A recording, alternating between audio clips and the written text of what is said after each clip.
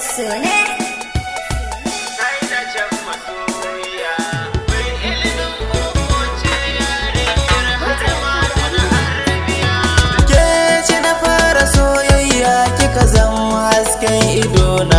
Kika zama tamakar fitilla mai haske don da ke gabana. Kin kasance kina a raina, ke ce sinadari na mahaɗi na rayuwana, mai yaya dukkanin zugin da yake suka zuciyata. A yanzu in babu ke shinta ina zan tsallake, komai zaƙin rake tabbas ni ba zai hana ni kuka ba. Ki gane ni ina son ki da gaske har cikin zuciyata. Kaunar ki ce take yawo a jiki dukan rayuwata. Ki amshi kauna ki sa ni a ranki, kar ki sa in wahalta. Ki ban kulawa a soyayyar ki, hakan shine manufata.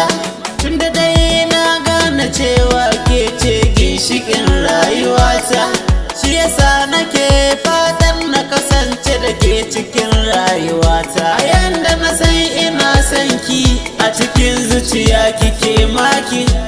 In har zaki hau doki, zan ja ki muje kasar toki. Zuciyata ba ta mamaki, ko yaushe na ganki sai shauƙin. Wata rana muje kasar London, sannan mu biya kasar Sudan. Na yarda da gaskiyar kauna, tunda dai ya faru kan kaina. Yan mata ba su tsarina, ke kin samu shiga cikin raina. Wannan shine gaskiyar kauna. Idan kina magana, muryar ki kamar ruwan zuma, kin zama abokiyar zama. Idan ana maganar soyayya, ai daga gare ki an gama. Tabbas kina da hikima, kina yi mini hidima. Soyayyar ki ta sani ma, waƙar ki ce zan yi ma. Tamburan hikima, akan ki ne ni na rera waƙa ta da baitukan hikima. Idan kina kallo na sai in ji tamkar ina sama.